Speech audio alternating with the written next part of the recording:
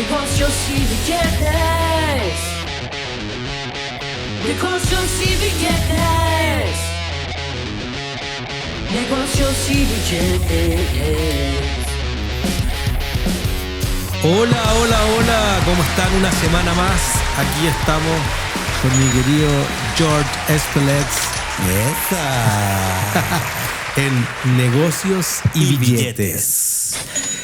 Hay ciertas cosas que nos fueron comentando que fueron muy interesantes en nuestro capítulo anterior, así que decidimos que por sí solo las inversiones inmobiliarias eran un excelente tema, dado que tú, Jorge, eres un gran inversionista inmobiliario transcontinental, un transnacional del real estate. Eso de gran, vamos a bajarlo de nivel, que si no la gente va a pensar que tengo pasta y no, el que tengo son deudas, no pasta. No, y después los auspiciadores como Everest o como OH Connect no andan pagando. No, o sea, aquí de momento lo que hay es deuda, no pasta. Bueno, así se compra la propiedad inmobiliaria. Así o sea, es. se sabe que eres un gran inversionista inmobiliario, vía apalancado a tope. Bueno, es que al final la inversión inmobiliaria es algo, primero que es un mundo que conozco hace muchos años, llevo 20 años metido en el mundo inmobiliario y es algo que la historia ha demostrado, ¿no? Que las propiedades no bajan de precio pese a que hay crisis en los países, pese a que las propiedades bajan de precio según el mercado, pero a la larga el precio se recupera. Y lo que hay que entender desde el primer momento es que una inversión inmobiliaria es una inversión a largo plazo.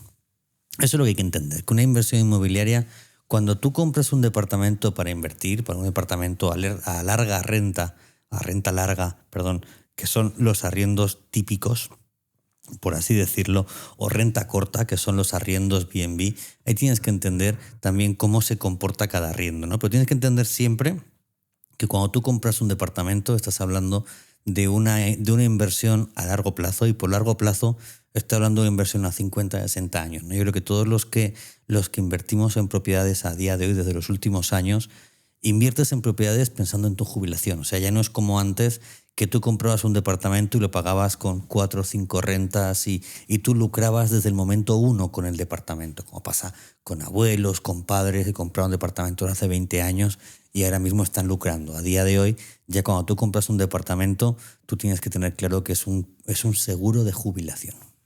Me parece y creo que toca hartos temas de lo financiero que puede ser una cosa importante, particularmente porque tú decías de renta corta, que generalmente es como para arrendarlo por días, por fin de semana, etc. Pero tú dijiste Airbnb. ¿Por qué Airbnb?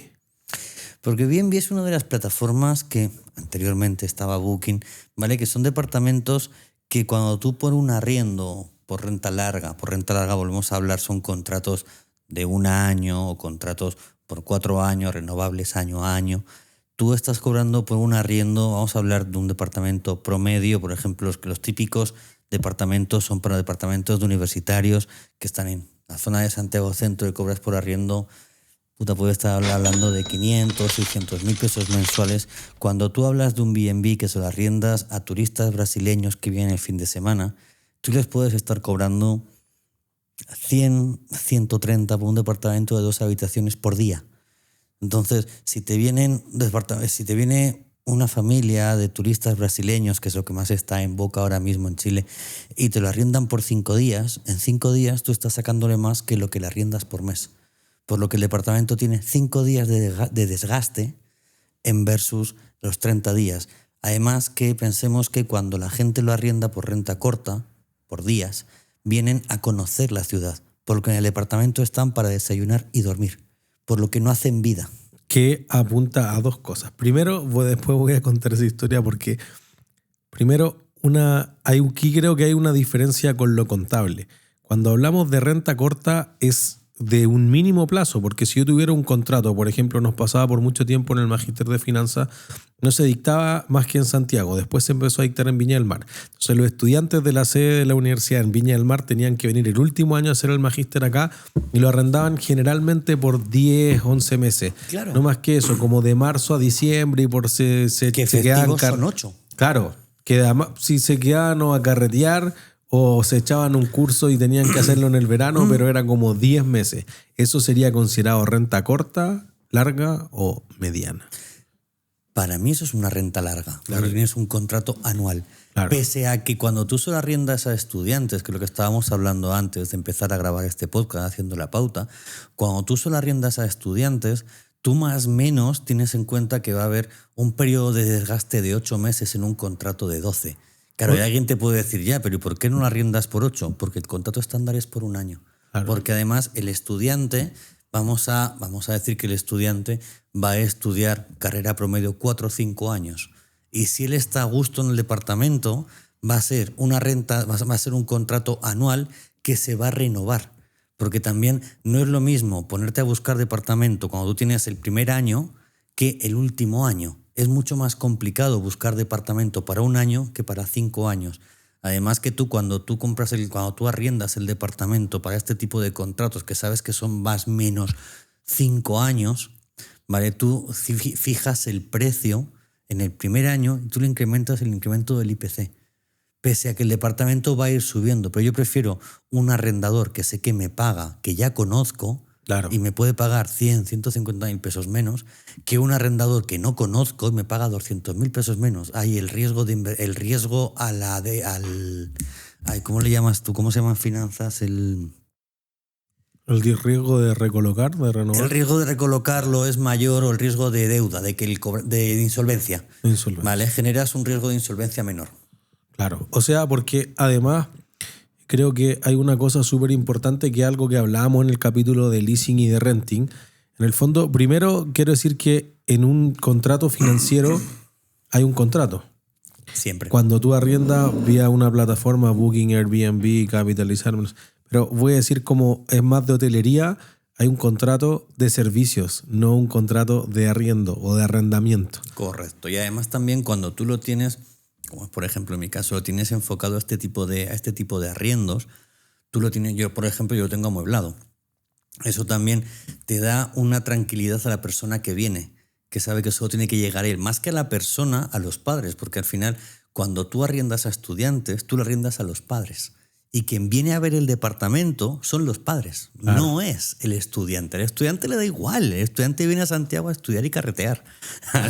El padre es lo que le interesa. Carretear no creo. Bueno, eso dicen las malas lenguas, ¿vale? Pero los padres son los que primero vienen, ven el departamento, ven dónde está, ven los muebles, ves que está bonito, ves que... Y eso también entra por los ojos, o sea, el tener una buena vajilla, el tener unos buenos equipos, el tener... Parece tonto, pero el tener un microondas Samsung versus un microondas Thomson también te da más estatus. Thomas, ¿qué dice? ¿Qué he dicho? Thompson, es que estáis Thomas. leyendo el libro de leyendo renta aquí. del capítulo anterior. Vale, como tienes los equipos son Samsung versus Thomson, Thomas. perdón, vale, también te genera más cercanía con la gente porque ve que tiene unos buenos equipamientos. ¿Qué tipo de equipo? Thomson. No, Thomas. te voy a meter, güey. Vale, entonces al final es eso, ¿no? También un poquito el invertir en cómo amueblar el departamento, porque además si lo amueblas arrendado tienes unos beneficios que Si lo arriendas amoblado, no, te estás Si haciendo... lo arriendas amueblado tienes unos Sí, beneficios. pero dijiste si lo amueblas arrendado. No, si lo arriendas amueblado, perdón. Tienes unos beneficios que también está bien poder hacer uso de ellos. Sí, claro que sí. O sea, tiene unas ventajas tributarias que podemos discutir más adelante. Ahora, lo que dijimos es como hay un servicio de hotelería versus hay un contrato de arrendamiento que podría no ser lo mismo. Y eso apunta a la historia que quería contar. ¿Ustedes saben por qué Airbnb se llama Airbnb? No, Bueno, primero, ¿saben lo que es un B&B? no. Bed and Breakfast. Ok. Es como un hotel de ok. mínima estrella, voy a decir 2. Ya. Que eso es súper típico en Estados Unidos, como al borde de la carretera, como un motel en realidad, que es algo bien distinto a lo que hacemos en los moteles de acá. Un motel americano. Claro, pero tú no necesitas las comodidades de una pieza, como no voy a estar mucho en la pieza, solo voy a dormir y voy a tener desayuno americano casi que para llevar. Entonces no es como un gran comedor tampoco, sino que es como un muffin con un café, una leche, no sé lo que sea, y ándate.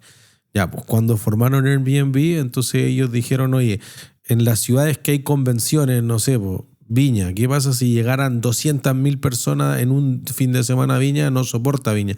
No hay suficiente hotelería. Y Viña es una ciudad grande. Entonces imagínense un pueblo de Estados Unidos. Entonces dijeron, ¿por qué no te arriendo un espacio en mi living y te tiro un colchón inflable? Y por eso es Airbnb. Tú solamente vas, duermes después de la conferencia y estás todo el día en la conferencia y después voy y me tiro un colchón inflable. Y así partió. Le iba como el forro al principio. Después explotaron en bolsa cuando reinventaron como la tercera iteración. Pero esa es la razón de que Airbnb se llame Air Bed and Breakfast. Colchón de aire. Ahora, cuando uno está mirando en inversión inmobiliaria, uno lo que más es nosotros estamos hablando, que es lo que tú estás más acostumbrado, es a la renta. Renta es tú lo compraste para literal arrendarlo, alquilarlo en el largo plazo. Pero también podría ser de origen de desarrollo, tú lo compraste para venderlo, para desarrollarlo, y ahí quizás hay métricas financieras que son bien distintas. Cuando uno ve renta, uno ve mayoritariamente por el cap rate. Cuando mide uno la rentabilidad. ¿Qué es el cap rate? La traducción sería tasa de capitalización. Honestamente nadie le dice así, es una estupidez. Pero cap rate es mayoritariamente simplemente el arriendo sobre lo que invertiste. O sea, si tú compraste un departamento en $100,000 y lo arrendáis por $6,000 anuales, tu cap rate es de 6%. Entonces, pero ahí, disculpa que te vuelva a cortar, ahí no estás cuantificando los costos de reparación cuando cambias de inquilino. Claro, es como una rentabilidad bien embrutecida. Después como que la tasa interna de rentabilidad, la TIR del proyecto es bastante más baja, que son cosas que vamos a discutir. Pero eso es lo que tú podrías ganar, y el otro es que tú apuestes por la plusvalía inmobiliaria. Entonces, como tú dices, oye, me va a subir 2% el valor de la propiedad por año y además me gano el 6%. Lo que pasa es que el 6% es constante y sonante, y el 2 o 3% o lo que sea que haya de plusvalía se va a generar cuando enajenes el activo, cuando lo termines vendiendo, a menos que tú lo puedas incluir en la subida del arriendo eventualmente cuando se pueda. No todos los contratos van a dejar eso si es que hay renovación per se. Entonces, cuando uno está pensando en desarrollo inmobiliario, uno está pensando en la subida del precio, que es lo que uno llama la ganancia de capital.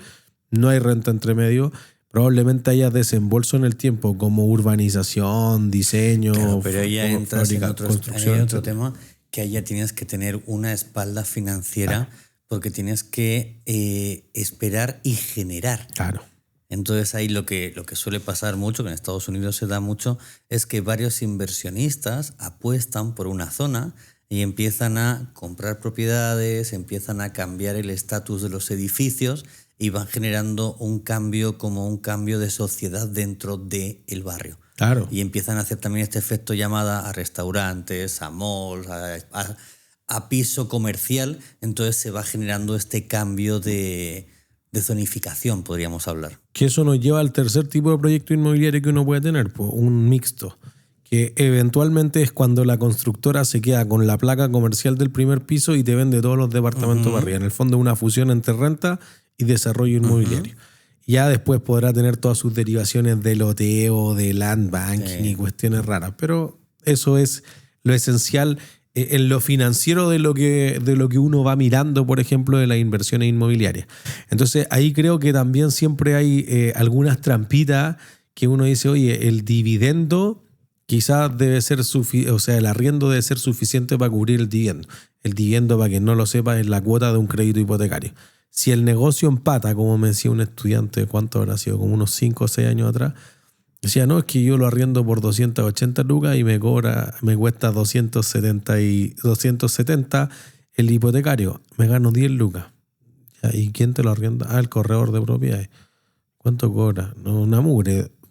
8 lucas. Ya no te queda nada. Pero igual hay que pagar seguro, va a haber vacancia. Tengo que pagar contribuciones, y ahí como que se empezó a deprimir el estudiante. Claro, pero ahí por ejemplo lo que decíamos, ¿no? O sea, tienes que tener en cuenta que cuando tú entras en la inversión inmobiliaria y cuando tú entras a pequeño nivel, ¿no? O sea, cuando tú entras con 2, 3, 4, 5, 10, 20 departamentos, estamos hablando de pequeña inversión inmobiliaria. O sea, para mí la inversión inmobiliaria es las grandes riquezas o los grandes inversionistas que tienen 300, 400 departamentos, que tienen edificios completos dedicados al arriendo, los multifamily, ¿vale? Pero cuando tú entras, como es mi caso, como te decía, o sea, yo lo veo para mi vejez. Entonces, que un departamento que me cueste al mes 100.000 pesos de un dividendo de una propiedad que va a estar para mi futuro, para mí es negocio, para mí, como dicen en Chile, Claro. es la cueca. Porque me cuesta 100.000 pesos tener un departamento para cuando yo me jubile. Vale, entonces por ahí depende cómo lo veas, ¿no? O sea, hay gente que dice, es que entonces no te sale la cuenta. Tener un departamento por 100.000 pesos al mes me sale la cuenta, te lo puedo asegurar. ¿Sabes? O sea, pero depende cuál sea tu visión en el negocio, ¿no? Porque al final los negocios tienen 1.200 aristas, va a depender desde cuál tú lo estés viendo. Claro. Claro, o sea, porque además puede ser que en la estructura con lo que tú entres, diría que primero tengo distintas clases de activos, solamente, o sea, dentro de renta tú puedes tener residencial o habitacional, que es lo que estamos pensando hoy, Airbnb, personas, etc. Tú podrías tener comercial, tú También podrías puedes tener tener renta comercial. un local, dentro de un strip center, un standalone que esté solo o no sé, cualquier formato. Tú podrías tener industrial, una fábrica, por ejemplo, o las Nave, bodegas. suelo industrial. Es muy típico, entonces ya eso va, hay otros más educacionales, no sé, entretenimiento, pero diría que al menos eso una persona que es un inversionista retail invierte en eso, pero un institucional quizá invierte en todo en eso y además en una oficina. Entonces, la renta industrial es un mundo que me gusta, pero hace falta mucha pasta. sí, no, y Porque- dan buena rentabilidad. Uy, tengo que construir las oficinas, ya construyelas, me van a quedar a mí de por vida. Me van generando activos, me van generando valor al terreno. Teniendo un pelado, tengo que asfaltarlo ya, te perdono 6 mensualidades, asfáltalo, ¿sabes? Pero después me entregas un terreno asfaltado que vale Claro. mucho más. Entonces, no, es un negocio bien interesante. No, la interesante. renta. Y por eso se han ido acercando. Bueno, ese potencial cliente en común que tienen Jay Mentoring y Sur Consulting, bueno, está en un parque industrial que está bien incrustado en bien, Santiago. sí. No tiene que ir a la cresta en San Bernardo o en Quilicura. Está bien incrustado ahí al lado de la universidad, al lado de mi casa, un barrio muy bueno. Sí, no, al final es eso, ¿no? Hay muchas empresas que tienen que el negocio que se ve es el negocio muchas veces del retail, pero realmente el negocio que tienen es el negocio inmobiliario. Sí, claro. O sea, hay muchísimas empresas que su negocio es el inmobiliario. Claro, claro, y bueno, sobre todo porque ahí tiene cierto efecto. Creo que en la estrategia con que se ejecute es una cosa importante que mezcla como estrategia y financiamiento, porque el negocio inmobiliario históricamente es un negocio que funciona apalancado. Yo creo que lo hemos dicho en otros capítulos, pero apalancado es que funciona con mucha deuda por defecto. Y hasta la crisis subprime, antes de la crisis subprime 2008, la gente se compraba un departamento con ¿cuánto pie? Échenle. ¿Cuánto tenía que poner porcentualmente de pie? No, pues 20 ponía hoy en día. 10 es mucho, pues, hombre. Yo como mi primer departamento fue con un pie de cero. Cero, así era. Sí, pues. Cero. Por eso Cero la de gente pie. se compraba 10 departamentos. Y si después el valor no lo podía pagar el arrendatario que hace cesante, problema para el banco. ¿Sí? Por eso que después se tuvo que generar una ley. Eso hizo, la crisis subprime hizo que el mundo cambiara de la ley de regulación bancaria anterior que se llamaba Basilea II hacia Basilea III, que Chile se demoró como una década en adoptar, que 13 años en adoptarla. Entonces, lo que hizo fue que el banco tenía que exigirle un mínimo de patrimonio a la persona, porque si no, no tenía ningún sentido, po. Y era en el fondo lo que decíamos al principio, cuando tú haces un contrato de arrendamiento o de arriendo, tú evalúas la salud financiera de la persona. Oye, yo te voy a arrendar por 500 lucas, no puede ser que la renta consolidada te dé menos que 4 veces eso, que 2 millones. Si no, no tiene ningún sentido, no va a poder pagar. Que si no, no puedes pagar. O sea, Claro. porque metes que si gastos, si tienes, vamos a hablar, si tienes vehículo, el vehículo más el combustible más el taxi, si tienes niños, la escuela de los niños, el llevarlos, si tienes renta, tienes que tener una renta por 4, si Eso, no, es por difícil el poder que es el más o poder menos lo mismo afrontar. que el banco ocupa, o sea, 25% es lo máximo que llaman la tasa de esfuerzo, que es el dividendo hipotecario dividido tu renta, no puede darte más que el 25%. Si ya tengo otros préstamos, puede ser que te restrinjan eso. Hubo un tiempo que era 30%, entonces era como por 3,3, ahora es como por 4. O sea, si queréis que el dividendo te dé un palo, tenéis que ganar 4, si no, no te va a dar. Entonces, eventualmente uno hace un análisis financiero detrás. Si tú vas a arrendar por un fin de semana, nadie te pide la carpeta tributaria, nadie te pide tu estado de situación, nadie te pide, no sé, bueno, en el caso de Chile, sacar la cuestión de la CMF, de las deudas, te enviar el DICOM, etcétera. Pero cuando yo analizo a algunos de nuestros clientes que tienen inversión inmobiliaria, me dice, oye, ¿qué te parece este arrendatario? Este no le da, este le falta, bla, bla, bla. ¿Con quién va a consolidar renta? ¿A quién va a dejar de aval? No sé. Hay una serie de cosas que detrás de un contrato de arriendo tú vas a mirar como en el largo plazo, no circunstancialmente. Si tú hay un hotel, dejáis la tarjeta, no, chao. Nadie te va a pedir ningún papel de los que hemos dicho recién. Entonces creo que ahí también hay una parte estratégica que es que esté muy apalancado el negocio financieramente apalancado, digamos, el negocio inmobiliario funcione con mucha deuda. Y que eso es lo rentable y lo riesgoso, evidentemente, porque si va mal hay que seguir pagando los hipotecarios, etcétera. Pues entonces ahí va en las complejidades o las triquiñuelas que te pueden pasar. Pues. No, y cuando tú o cuando tú ves de comprar departamentos como inversión, también otra estrategia que también tienes que tener en cuenta es que tú tienes que depender también cuándo lo compras, ¿no? Si en blanco o en verde o en entrega inmediata. Si tú lo compras en blanco, tú estás comprando un proyecto inmobiliario que te van a entregar en 3 o 4 años, por lo que tiene su pro y su contra. Tiene su pro que tú tienes estos 3 o 4 años para ir pagando el pie de a poco, ¿vale? Tú al final tiras cheques y vas pagando una cuota pequeña todos los meses, pero el tema es que donde tú estás comprando tienes que ver cuál va a ser el desarrollo inmobiliario de la ciudad. ¿Y para qué lo quieres comprar? ¿Para qué lo quieres enfocar? ¿Y qué va a pasar dentro de 4 años?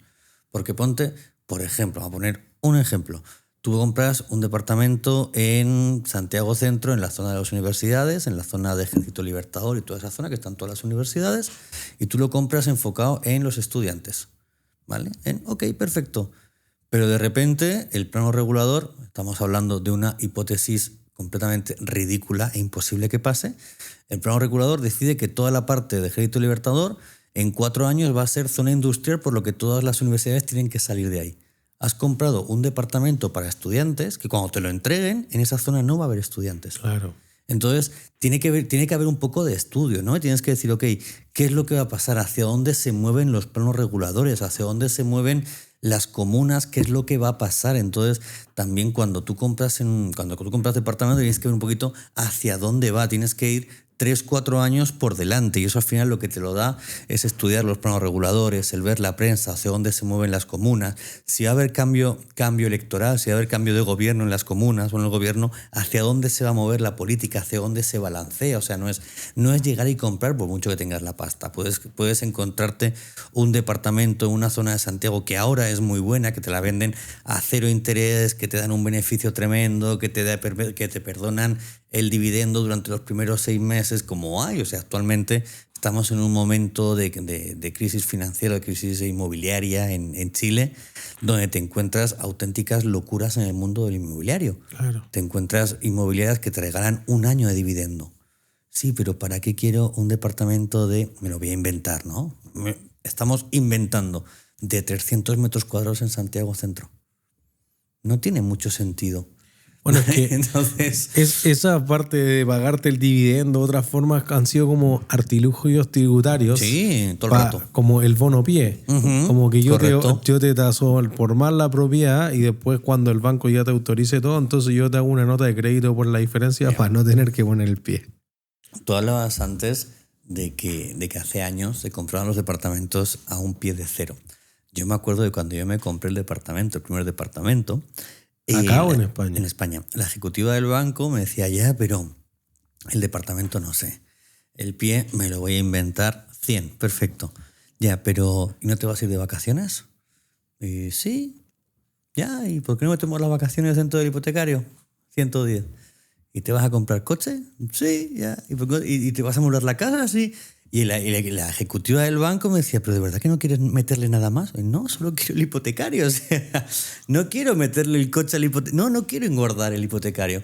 Porque efectivamente pasaba eso, ¿no? O pasa eso, que muchas veces los precios, los departamentos se tasan por encima del costo para meterle más gasto, por ejemplo, el amueblarlo, el cambiar el coche, el irte de vacaciones, todas estas cosas que para mí es una muy mala práctica porque estás engordando el precio de algo que no vale. Después, si tienes que venderlo, tienes que rehipotecarlo, como hablábamos antes con los chicos, te van a dar el precio real, no te van a dar el precio por el que tú has pagado si está sobrelevado. Entonces, esas cosas también hay que tenerlas en cuenta. Pero oye, Nico, cuéntanos un poco... No, cuéntame tú. Que hay algo que no puedes dejar atrás. Tú hablaste de comprar en blanco o comprar en verde. Ya. Explícanos un poco Ok, más. cuando tú compras... Y comprar en transparente. Eso no lo he escuchado nunca. Vale, cuando tú compras en blanco, tú estás comprando en un proyecto. Tú estás comprando sobre unos planos. Entonces, donde tú vas a comprar, lo que hay ahora mismo es un sitio eriazo. Entonces, tú estás comprando en unos planos, muchas veces en un contenedor o en una oficina, donde te dicen, mire, aquí vamos a construir su edificio. ¿Vale? Vamos a empezar a construirlo en enero 2025 y estamos firmando las escrituras, que es una promesa de compra, en septiembre de 2024. O sea, dentro de 6 meses, aquí va a haber una obra. Ok, eso es comprar en blanco. Entonces, ahí tiene un precio más económico que si tú compras en verde. Cuando tú compras en verde es que el edificio ya se ha empezado a construir. Ya hay una excavación, ya hay unos pivotajes, ya empieza a estar la estructura, que se dice la obra gris, ¿se dice, Arnaldo? La obra gruesa, perdón. Me equivoqué de color. Vale, es cuando empiezas con toda la obra gruesa y ya vas generando. Y después tienes la compra con entrega inmediata, que evidentemente es cuando el edificio ya está en fase de terminaciones y ahí tienes, ya sabes que te lo van a entregar en 4 o 6 meses. ¿Vale? La fase transparente te la sacaste de la manga, ¿no? No, pues yo tengo un diplomado en evaluación de proyectos inmobiliarios. Pero es que la compra en transparente más bien no es como que tú seas el comprador, más bien es como ser accionista del proyecto, porque tú compras cuando no existe ni el terreno. Ya. Entonces, más bien tú no eres un cliente, tú eres un accionista Ahí es del como proyecto. cuando compras con una cooperativa. Sí. Por eso como que queda como en una duda, como si tú en realidad estás comprando el proyecto o estás como inversionista o estás realmente queriendo vivir en una unidad. Que quizás eso se acerca mucho más al crowdfunding hoy en día, que yo invierto en un porcentaje y yo pongo $1,000, tú pones $5,000 y así entre todos compramos una propiedad y es como inversión más comunitaria. Eso se está dando mucho ahora en Brasil. En Brasil se está dando mucho ahora el crowdfunding. ¿Cómo es? Crowdfunding. Está muy potente. Además allí lo bueno que tienen, no sé eso. Crowdfunding. Vale. Además, las ofertas que está viendo ahora en Brasil es que tú le compras a la inmobiliaria, el crédito te lo da la inmobiliaria y la inmobiliaria lo gestiona durante todo el año. Y el mes que tú quieres ir a vacacionar, tú le avisas a la inmobiliaria y dices, yo voy a ir el mes de febrero, el mes de marzo, el mes de junio. Y la inmobiliaria ese mes no lo arrienda. Y el resto de los meses que lo arrienda ellos te pagan el arriendo y lo que sale de lo que genera en exceso el arriendo se reparte entre tú como propietario y la inmobiliaria. Es un formato bien entretenido que tiene ahora Brasil. Mira tú. La inversión en Brasil. Interesante. Hay un montón de escenarios. Está la gente de Capitalizarme que hablábamos antes, que te venden también por debajo del precio de mercado, por así decirlo, porque ellos venden a la venta masiva y se quedan un porcentaje de la gestión, pero te aseguran, ahí tienes también que saber si lo quieres con seguro o sin seguro. Si lo quieres con seguro te cobran un poco más, pero te aseguran que lo tienes arrendado por 12 meses y si no, ellos se ponen hasta un máximo de 3. Si lo cobras sin seguro, tiene menos menos porcentaje, pero ellos, si se queda el departamento y se queda sin arrendar, tú lo asumes. Hay un montón y también hay muchos brokers que están trabajando con inmobiliarias ahora mismo que también te cobran una comisión de gestión, pero lo bueno que tienen es eso, ¿no? Que se preocupan ellos de todo. Tú solo te preocupas de pagar el dividendo cuando te llega la pasta del arrendador. Hay un montón de diferencias. Bueno, por eso que ahí hay, en la rentabilidad final que tenga un proyecto, hay una serie de factores. Creo que uno que comentábamos y que quizás inspiró un poco este siguiente capítulo, en el capítulo anterior tributario, es que hay ciertos aspectos. Por ejemplo, cosas que en lo financiero siempre se dejan de lado. Oye, que el ingreso por arriendo sea igual al dividendo. Eso no es cierto, eso es un pésimo proyecto, se le olvidan los costos de corretaje, los seguros, las contribuciones, ahí hay un aspecto tributario significativo, los mantenimientos. Eso te iba a decir, cuando se te va el inquilino tienes que pintarlo. Tal cual. Hay, por mucho que tú en el contrato tienes cláusulas, hay cosas que son de desgaste. ¿vale? Que no puede. O sea, una cosa es el mal uso y otra cosa es el uso, ¿vale? Y tú sí que puedes decirle al arrendatario, oye, no, tú tienes que pagar la encimera, pero porque la encimera o la vitrocerámica o la mepanza o como se llame, ¿vale? Porque, puta, te has subido a bailar encima y la has trizado y tienes que pagarlo tú porque es un mal uso. Pero otra cosa es cuando ya el equipo ya ha dado todo lo que tenía que dar y no prende. Eso es un defecto de uso. Claro. Entonces eso tienes que asumirlo tú como dueño. Entonces hay muchos ítems que tienes que valorar si es uso o mal uso y también te pega directamente sobre la última línea. La vacancia, que incluso si tú contrataras un seguro por vacancia, y no solamente las contribuciones, por ejemplo, yo siempre hago la pregunta en clase y le digo, oye, ya, pues si un arrendatario no les paga, no, lo he hecho. ¿Ya cómo? Depende. No, ¿cómo lo he hecho legalmente? O por eso que también la estructura... ¿Es familia o es persona única? Si es familia, cagaste como tenga menores. Claro. Y si están en época de lactancia, cagaste aún más. No puedes sacarlo. No Y hay por manera. eso, acá sobre todo, se modificó en la pandemia, pero antes que ya los carabineros votaran la puerta se demoran 7 meses. Entonces imagínate lo que es no recibir el arriendo por 7 meses, que evidentemente las cuentas de la casa nunca las pagaron y en la pandemia era imposible cortar los servicios básicos, que es una forma de empujar eso. Entonces cómete la factura. Además no pagó los gastos comunes del edificio, entonces te los vas a entubar tú, después que evidentemente ese departamento va a tener todo destrozado, las paredes rayadas, las ventanas rotas, etcétera. Entonces como que el mes de garantía no va a servir ni para un cuarto de lo que vaya a tener que colocar ahí. Y entonces es muy complejo en ese tipo de situaciones porque además el estrés te lo encargo. Entonces por eso hay muchas veces que, sobre todo cuando tú lo ves como una inversión inmobiliaria, entonces tú compras un departamento que venga con el arrendatario. O sea, se ocupa mucho en otro tipo de inversión inmobiliaria porque estamos pensando más en residencial. Pero a mí me ha tocado evaluar mucho fondos y ahí podemos contar historias de mi cliente que es un family office y que iban a comprar un strip center, iban a participar en un strip center en Orlando y ya venía con el rent roll. El rent roll es la lista de arrendatarios. Entonces decían, lo único que tenemos que hacer es mejorar el rent roll y la vacancia. Tenía 93% de ocupación, entonces 7% de vacancia parece poco, pero es harto.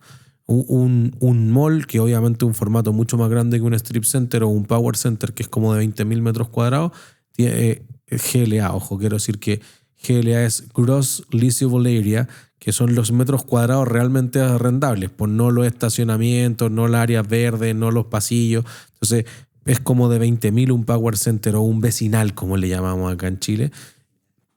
Sí, el strip center es de 10.000 metros para abajo. Un vecinal es más grande y en Estados Unidos típicamente está en el formato de Power Center, que tú te estacionas al centro y tú ves todos los locales como... porque acá se hacen de 2 y de 3 pisos, en Estados Unidos como hay mucho espacio se hacen solo de 1. En Maipú hay un par que son así, que tú estacionas, tú llegas en el centro, está la playa de estacionamiento y todos los locales están alrededor. Sí, o sea, Grupo Patio también tiene el patio donde estaba esa fábrica ahí al lado de la Legua Emergencia. Tiene uno. La fábrica, el Mall La Fábrica. El Mall La Fábrica, sí, ya. Y el outlet de la Florida también te estacionas ahí entre medio de todas las tiendas. Eso es como el formato más estadounidense, que aquí es más como métele 6 pisos a lo Costanera Center y ponte los estacionamientos para abajo. Entonces tú no veis la tienda desde tu auto. Es un formato distinto. Entonces ahí como que el negocio proviene de justamente mejórate esto, porque tú decís tengo 7% de vacancia. Ya, pues, la rentabilidad que te da ese otro 4% cuando ya tengo todo cubierto es brutal. Entonces mejora los 97, 98, nadie tiene 100%, ni el Costanera Center. Pero 98 se acerca así como la tasa ideal de vacancia, porque siempre hay remodelación, siempre se te está yendo un locatario, etc. Entonces lo que decíamos es subestimar el que yo tengo todos estos otros costos fantasmas, subir los gastos comunes, los servicios básicos que no se pagan, un mes de vacancia. Entonces cómete los intereses que igual tenéis que pagar en el crédito hipotecario mientras tanto, los costos de corretaje, de quien te gestione eso, importante. Y como cuando dicen, no, si el arriendo es igual al hipotecario me queda bien, horrible negocio. Horrible, porque te queda cero y tú tenés que poner algo, ya no es de 0 pie, tuviste que poner el 20%, entonces si gano 0 sobre cualquier valor, la rentabilidad es 0, el negocio más malo del mundo. Entonces, a menos que tu rentabilidad provenga de la otra parte, de la ganancia inmobiliaria potencialmente. Por eso que creo que en lo tributario hay ciertas ventajas en hacerlo en una sociedad. Primero porque tú decías que tú arriendas amoblado y entonces cuando tú arriendas sin amoblar, esa empresa es exenta de IVA. Si tú arriendas, es de los pocos servicios que hoy en día quedan exentos de IVA en Chile. Pero si tú arriendas amoblado, es afecto a IVA. Y cuando tú tienes una sociedad, primero puedes depreciar, no el terreno, pero sí el inmueble, y eso te va a producir un gasto, e incluir todos los gastos más allá de lo que decíamos en el capítulo anterior de eventualmente que la persona no puede pasar esos gastos. Pero lo segundo es que tú puedes anticipar en la devolución del IVA. Esto se llama el 27 bis. Y lo que ocurre es que tú vas a arrendar por lo menos por 2 meses y después de que se esté arrendando por 2 meses, lo que vas a hacer tú es pedir que te devuelvan el IVA anticipadamente. ¿Por qué razón? Porque imagínense que ustedes compraron un departamento, no sé, de 200 millones de pesos que te incluyó 38 millones de IVA, 238 con IVA o bruto. Tú lo vas a arrendar si vale 200, voy a exagerar, pero debe ser como unos 700, 800 mil pesos, que si yo lo arriendo con factura, entonces te va a generar algo así como unos 150 mil pesos de IVA. Entonces tú tienes 38 millones que recuperar a razón de 150 mil pesos. Te va a demorar como unos 220 meses en recuperar, o sea, unos 20 años. Entonces eso obviamente desincentiva que si tú tuvieras esa plata para comprar el siguiente, habría más inversión.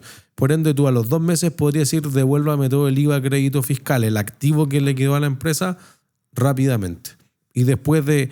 No es tan fácil como parece, y en general como es un servicio que se tarifica contra el éxito, si no, pero después de enviar una serie de antecedentes, te deberían ser capaces de devolver todo eso y ahí obtener una porción significativa de la inversión inicial. Pues imagínense, el 19% podría darte perfectamente el pie para el siguiente. Es el pie del siguiente. Totalmente. Entonces ahí hay una ventaja tributaria en que ocurran ese tipo de cosas. Pues además, tributariamente, también la renta, por ejemplo, y algo importante, cuando tú creas una sociedad, y creo que lo comentábamos en capítulos anteriores con Nico García, si tu sociedad es de inversiones, una renta inmobiliaria no puede ser una pyme. Que lo decíamos en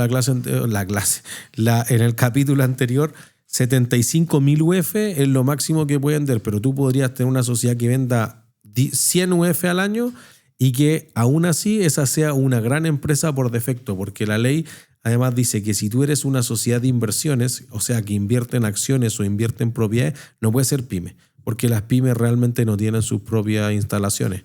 Entonces, una empresa que es una empresa inmobiliaria, y ahí uno dice, oye, ¿qué pasa si es inmobiliaria y además planta tomate? Bueno, ¿qué dice la ley? Si más del 35% de tus ingresos son inmobiliarios, de arriendo inmobiliario, o sea, si la empresa vende 100 millones al año y 40 provienen de los arriendos y 60 provienen de la venta de tomate, entonces esa empresa es un gran contribuyente por defecto.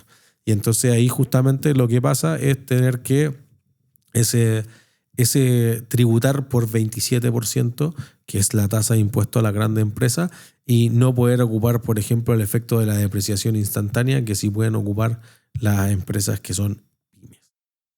El éxito no es casualidad, es planificación. J-Mentoring.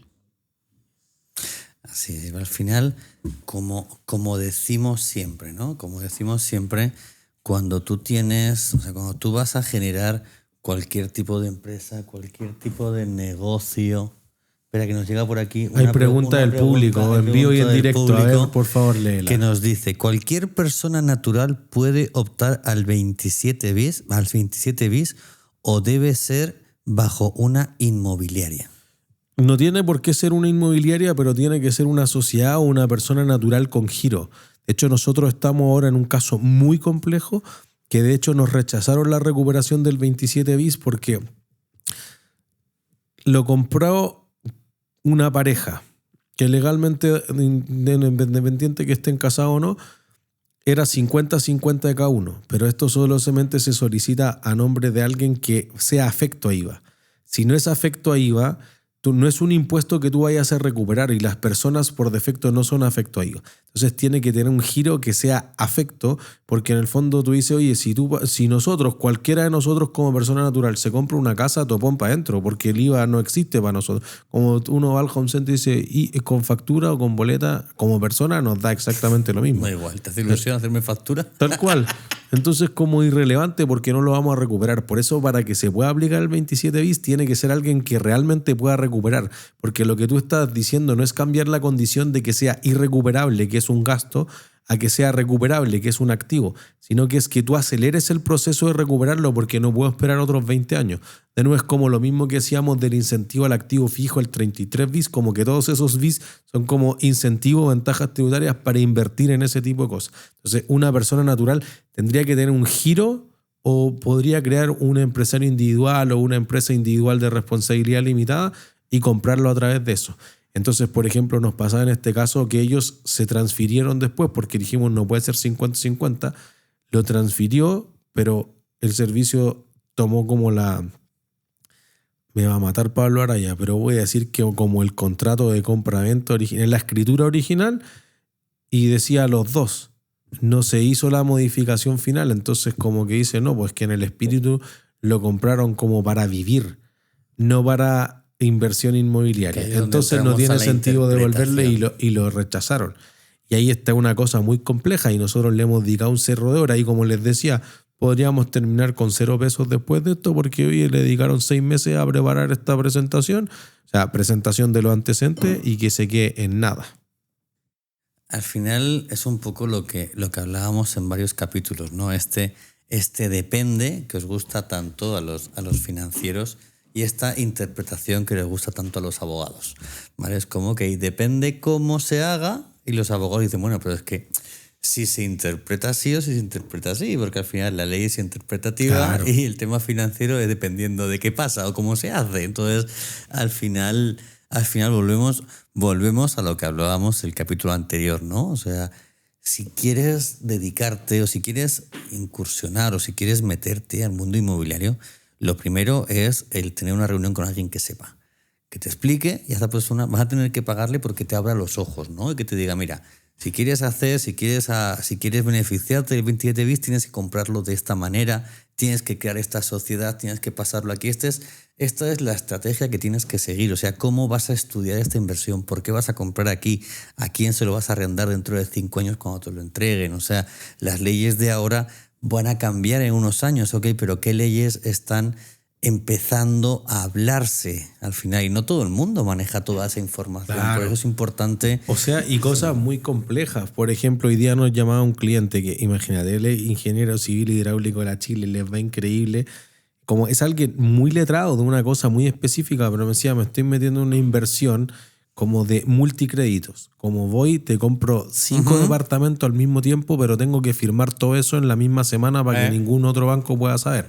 Tu alternativa podría ser ir a una mutuaria. Mutuarias son pero te revientan. Voy hacia allá, pero para que no entiendan lo que es una mutuaria, las compañías de seguros vieron que el tema de los créditos hipotecarios era muy bueno. Se llaman mutuarias porque un crédito hipotecario uno piensa por defecto que va con un mutuo hipotecario, pero no es cierto, podría tener una letra hipotecaria. La diferencia es que cuando tú vas con un mutuo hipotecario, que es lo que hace el 99% de la gente en estos días, pero no durante los 90 y principios de los 2000, el banco compra al tiro esa letra. Entonces es como mutuo. Yo te presto la plata y yo te compro el instrumento que se negocia. Pero si tú lo vas con una letra, a ti te pasaban una letra y tú lo podías ir a vender a la bolsa y venderlo por cualquier precio y eventualmente conseguir una mejor tasa o una peor tasa. Por eso que las compañías de seguro encontraron que este negocio como que estaba fuera de su core business, pero que creaban esta empresa, las mutuarias, y las mutuarias te podían dar crédito hipotecario. Tiene mucho sentido porque una compañía de seguros, su mayor pasivo es una renta vitalicia que le paga una pensión a una persona por 20, 25, 30 años. Necesito un activo que me produzca flujos por un tiempo equivalente, que es un mutuo, o sea, un crédito hipotecario, vía un mutuo. Y entonces por eso se generaron las mutuarias, pero como eran compañías de seguro y no banco, no aparecían en el sistema. Entonces decía, oye, no pasa piola. pero en el pasapiola te cogotean, pues como dice Claro, Jorge. entre la mutuaria y la usura hay un 1% de diferencia. Él tiene la misma cara de mafioso. Hay un 1% de diferencia para entrar en usura y en mutuaria. Así es. Y por Así. eso que tiene todas estas variantes, por ejemplo, cuando uno mira en fondos y los fondos tienen que presentar su estado financiero, hay cosas que son bien distintas. Por ejemplo, si vieron la película The Founder o el fundador de McDonald's, que realmente no era McDonald's, ya fue como el que se lo quitó al hermano McDonald's. No quiero hacer spoiler, pero es de Ray Kroc, el que aparece en todos los McDonald's hoy en día. Entonces dice que su negocio era inmobiliario, era quedarse con el terreno y arrendarlo. Eso para IFRS es un activo que se llama propiedades de inversión, que tiene una diferencia con lo que uno tradicionalmente llama el activo fijo o propiedades planta y equipo, que es el único concepto que existe bajo la norma de Estados Unidos. No existen las propiedades de inversión. Pero una propiedad de inversión tiene las mismas características que un terreno. ¿Qué no le pasa a un terreno con el tiempo? Que se devalúa. No se deprecia. Entonces, las propiedades de inversión nada se deprecia. Por ejemplo, un mall, Parque Arauco, lleno de propiedades de inversión o inversión inmobiliaria. Lo mismo Mall Plaza, lo mismo Senco Shopping. Y entonces, todas las empresas, los fondos inmobiliarios muy rentables, los que dirigen cementerios, por ejemplo, oye, 60% de rentabilidad al año, brutal. Piensen que en una inversión inmobiliaria, si tú ganas UF más 11, a mí me tocó ver bodegas con showroom infinitamente rentables. Un residencial te dará UF más 6% al año y la está rompiendo si es que tiene un crédito hipotecario a UF más 2,5%. Como en los buenos tiempos. Ahora, si sacas en una mutuaria UF más 5,5, va a salir para atrás después de quitarle todos los ítems que acabamos de decir. Entonces, ahí la propiedad de inversión no se deprecia a diferencia de todo el resto de los activos.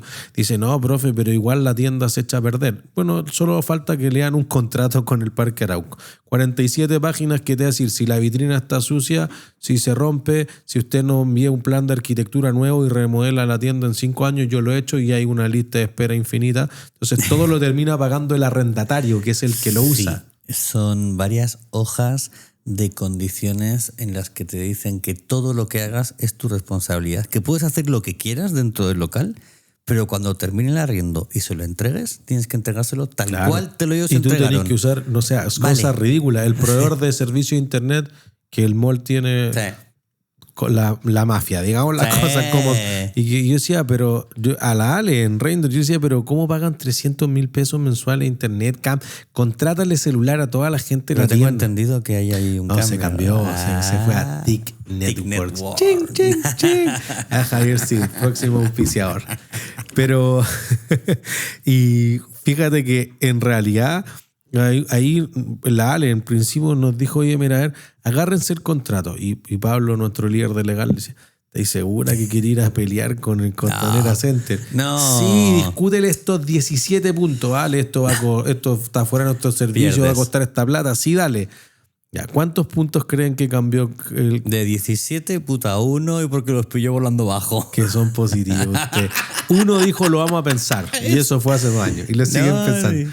0. Si ahí ahorita me tocó negociar Chao, con no ellos. le gusta, oye, pero no le cambia a H&M, no le cambia a Falabella, le va a andar Te lo va a cambiando cambiar a a ti, Reino. no. Un No. imperio, pero aún así el mall tiene un contrato que no se mueve ni un ápice y la cuestión que se te ocurra está contemplada, los anexos son infinitos. Entonces, por esa razón, el arrendatario carga con todos esos gastos. Por ende, lo que se desgasta o se deprecia para el arrendador, que es el dueño legal, es 0 Así contablemente.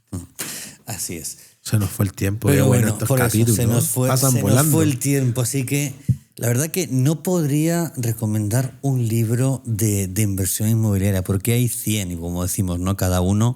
Podríamos no recomendar uno que es una farsa. Dilo tú, por favor. Podríamos no recomendar uno de inversión inmobiliaria, ¿cuál? Uno que dice puras historias que no se han probado. Uno que habla de padre rico, padre pobre. Hay uno, espera, que lo tengo por aquí, hay uno de inversión inmobiliaria que no es padre rico, padre pobre, sino que es piense y hágase rico, ¿vale? De Napoleón Hill. Eso es entretenido. Ese está entretenido. sí, lo conozco. Sí, ese está entretenido. Pero tienes un montón, o sea, tienes los secretos del house flipping, ¿vale? Ese buen negocio. Tienes un montón de libros, ¿vale? Tienes uno de Trump Jr., ¿vale? Que es Sueños en Concreto. Y tienes un montón de... Trump era malo para la inversión inmobiliaria. Sí, pero bueno. ¿Trump Jr. es el presidente? El Donald Jr. Trump. Donald Ese es J. Trump. el nieto. Pero es que el papá Es el de Trump nieto. era el bueno para los Sí. negocios. Después Trump se hizo el Taj Mahal y le fue como Entonces, el porro. al final, cuando tú entras en el mundo inmobiliario, como decíamos, ¿no? O sea, primero tienes que leer mucho para darte cuenta de que todos los libros te aportan algo. Tienes que pensar, sí o sí. O sea, tienes que pensar, tienes que evaluar, tienes que rodearte de gente que sepa hacerlo, ¿vale? O sea, si tú vas simplemente al banco, pides un crédito, compras un departamento y lo ves como inversión, lo más seguro es que compres algo que después vaya a salirte mal. Totalmente. Esto es así, o sea, busca a alguien que te asesore. Y a ver, te puede asesorar por plata o te puede asesorar por un asado, por unas cervezas, pero busca rodearte con gente que realmente sepa de lo que es el mundo del real estate, ¿vale? Hay varios podcasters chilenos relativamente buenos, ¿vale? No vamos a hablar de uno de frutas y verduras, ¿vale? Pero hay varios. Sí, igual Panchito Ackerman igual se las manda, igual tiene buenos tips, ¿vale? Pero hay muchos, ¿vale? Hay muchos podcasters yo creo que chilenos. depende exactamente de qué es lo que quieres hacer. Es que es eso, ¿qué Porque es si lo que quieres tener quieres? una, es suficiente. Por eso mi recomendación literaria es que en verdad como que uno dice ya Chile entretenido, amoroso, pero los duros de los duros son en Estados Unidos. Sí, son en los o sea, mercados asiáticos. Pero hay un chileno que creo que es el Nico Orellana, si no me equivoco. Él está metido en el house flipping y él tiene varios podcasts muy buenos. Claro, pero Creo que es es el que Nico. una inversión para el inversionista retail. Es O que sea, es eso. si tú querías hacerte un centro industrial de bodegas que tenga con cadena de frío, por ejemplo, No, que sean es- insonorizados para fábrica de camiones, que eso deja mucha plata, el alargue y el corte de camiones, etcétera. O sea, que sea químico. Yo tengo clientes ahí que en el fondo ese que es muy específico el industrial tiene que ser otra cosa. ¿Se entiende? Entonces, si alguien se quiere meter de lleno, yo creo que mi recomendación literaria es un libro muy extenso. Tiene que ser alguien que quiere estudiar y torturarse porque ni siquiera está en español, que es de Brueggemann y Fischer, que se llama Real Estate, Finance and Investment. Te muestra los dos lados. Oye, ¿cuál es el activo que usted tiene que escoger? Y cuando ya sepa que se quiere dedicar a las mini bodegas, le voy a decir cómo financiarlo si usted las va a arrendar. Si usted las va a desarrollar nomás y la quiere poner en tal parte, etcétera, etcétera, etcétera, tiene que ir con un contrato de estas características y tiene que financiar de estas. Pero es lo que dice, esto no es un libro de lectura, es un libro que te De los duros. que te No, son acompaña 788 por eso páginas. es un libro que te acompaña a armar tu business Claro, plan, y tu plan es que- de negocio y te enseña cómo hacerlo. Es un Porque libro de estudio. yo creo que el error del inversionista retail son las personas naturales, es que lo ve como un hobby. Y dice, bueno, si igual Hostia, tengo mi sueldo. hobby bien riesgoso. Claro, bueno, totalmente, pues, pero hay gente que no le dedica al mismo tiempo, pero alguien que tiene un fondo de inversión inmobiliario, que tiene 15, 20 casas, tiene un método. No puedes dejar que una le vaya mal porque dice, ya filo, si es para la jubilación. No va a ser así porque tengo que pagarle a gente que está empleada, etcétera. Entonces, si alguien en verdad quiere crear un imperio inmobiliario, es bien distinto en ese sentido. Simplifica tus finanzas corporativas con Sur Consulting, los especialistas en asesoría financiera. www.surconsulting.cl. Así es. Pero a mí la verdad que hablando de inmobiliaria, hablando de inversiones, como siempre, casualmente, al final de cada capítulo me entra un hambre atroz. Sed. ¿Sed? ¿Te entra sed? ¿Esa? ¿Y qué te apetece? Everest. Everest. De maracuyá. Una agüita saborizada de maracuyá, Everest. Lo que quiero probar realmente son los nuevos sabores de Everest que se vienen pronto. La está trabajando. Y la línea de salsas también se viene pronto. Va a sacar una salsa mexicana, americana, una salsa thai, que está trabajando con Elena Lee. Ahí tiene... Se viene.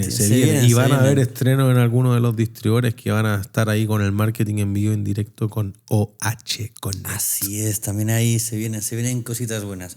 Entonces, de momento vamos a pedir maracuyá, limón, Lulali, limón, Esnaldo, limón, Pucha, 3 limón y un maracuyá hoy. A mí es que la de maracuyá es más para el paladar latino. Cierto. A mí me gusta más la de limón. Sorry. Así que ahí tenemos 3 de limón, ahí tenemos ahí dos paladares chilenos que se atreven a probar la de limón y hay un paladar tradicional chileno con la de maracuyá. Me parece muy Así bien. que tenemos 3 limón y un maracuyá. ¿Y de comer? ¿Una pizzita? Me parece. Acepto. Una caprese. Una Muy caprese buena y la una caprese. diabola. Ahí bien... Una diabla, perdón, que no es diabola, es diabla. ¿Cierto? El restaurante italísimo es diabla. Mangia tutto che Así ti es, ahí conviene. con salamé bien masita, bien lista. Buenísimo. Así es. Como siempre, nos quedamos aquí comiendo algo en restaurante Italísimo, San Martín 127. Síganos en las redes sociales en @jmentoring, @surconsulting. y @fidelitry. Chau, chau, chau, chau. Chau. En mi coreana tiene un capítulo súper interesante. Lo busca y te lo mando.